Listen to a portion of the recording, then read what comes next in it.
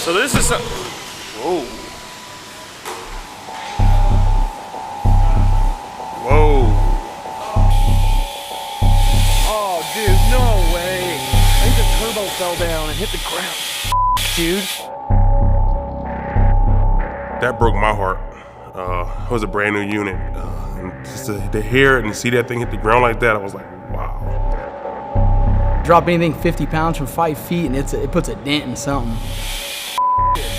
Man, I had to step outside. That was bad. You never want to see a turbo drop and hit concrete, let alone from 3 feet up in the air. That thing could be majorly messed up. Put it on the bench. We're going to take it back apart and see if we can determine how critical this injury may be. So, I mean, you can't make this stuff up. Call it the horsepower wars, God, just call it the fact of what it is. I promise you, you can't make it up. It is tight. It is really locked up right now. So we're going to take this thing apart, determine if it has some critical injury or something that can be fixed and they can roll on.